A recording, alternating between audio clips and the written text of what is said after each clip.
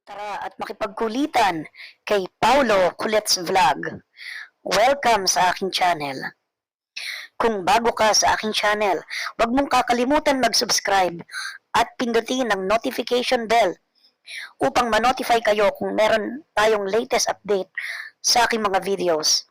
Maraming salamat po. Enjoy watching!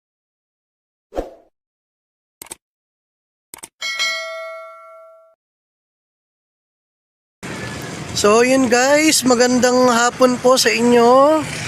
At kung nasaang sulok man kayo ng mundo, ayan po, nandito po tayo ngayon sa Lower Calaklan po ba ito? Upper Calaklan.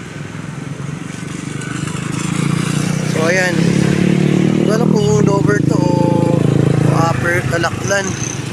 Pero basta dito tayo guys sa may papuntang Mabayuhan. So nakikita po ninyo, ang taas po ng tubig oh. Nakikita nyo po ba yan? Puro mga basura. Ayun na, may mga bote.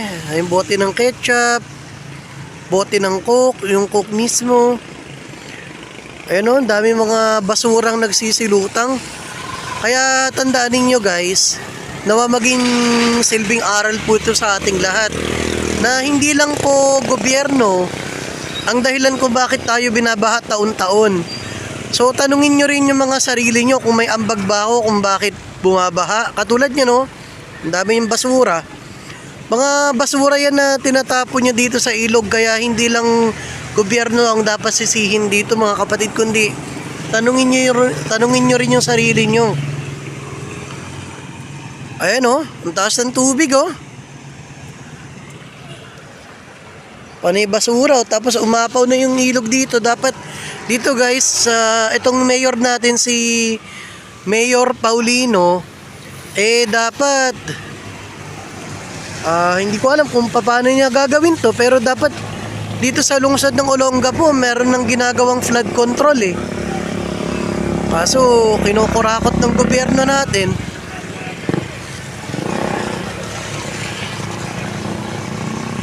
So yun po guys, tignan pa po natin sa ibang bahagi.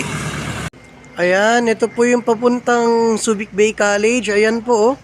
Baha na rin po oh. Umapaw na yung ilog dito. So ayan po, masdan po ninyo mga korap na gobyerno. Ayan, masdan niyo yung mga residente ngayon kung gaano po sila naghihirap. Ninanakawan niyo po sila ng pangarap. Ninanakawan niyo sila ng pag-asa na isang araw unlad pa ito.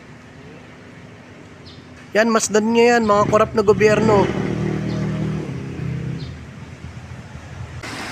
Ayan din po mga kulitkada, inabutan din po ako ng ulan. Yan, mahirap maging isang YouTube vlogger. Kasi inabutan din ako ng ulan, pero okay lang yan. May pakita ko lang sa inyo kung anong nangyayari dito sa bansang Pilipinas, dito sa Olongapo. At kung sakaling mapanood na rin ito ng mga korap na gobyerno natin, mahirap magbanggit ng pangalan eh. Dahil sa camera madaling dayain, sa camera madaling madaya, hindi natin alam kung sino talagang totoong nagnanakaw sa ating bayan. Pero may mga taong nasa likod talaga nito, hindi lang natin masabi. Ayan po mga kulikgada oh. Baha po dito, malapit sa may Olongapo City Public Market.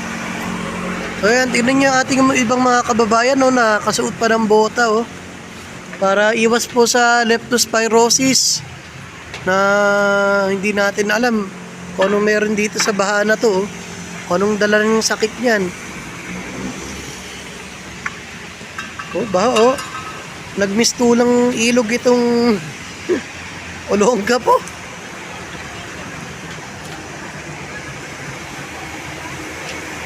Yung ibang mga ano dito nagsara oh, yung ibang negosyo oh, nagsara oh.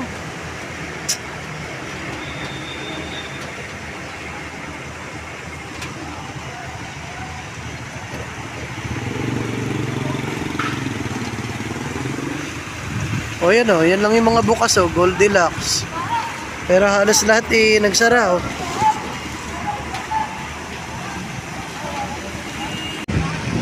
So ayan po mga kulitkada. Ayan, dito po tayo sa ulo ng Apo. Ayan, sa mga naunang nag-vlog sa atin, Yan daw ay bahang-baha. Pero ngayon, awa ng Diyos, bumaba na. Ayan o, may mga sasakyan na at mga nadadaanan o. Mga tao nang dumadaan at mga sasakyan. So, pero still, mag-ingat pa rin po mga kapatid. No, lalo na sa mga mabababang lugar dyan. Ingat po tayong lahat. God bless you all. So, bumaba naman na pero malakas pa rin yung ulan at naramdam ko pa rin yung hangin dito na malakas. Sige, yan lang po ang aking mabablog sa oras na ito. Maraming salamat po. Ingat po kayo sa posibleng landslide, sa posibleng pagbaha, lalo na sa mababang lugar. Maraming salamat po mga kulitkada sa pagbisita sa aking YouTube channel, Paulo Kulets Vlog. Sama-sama po tayong magkulitan, kaya't mag-like, share, comment at subscribe na. At pindutin ang notification bell for our latest updates.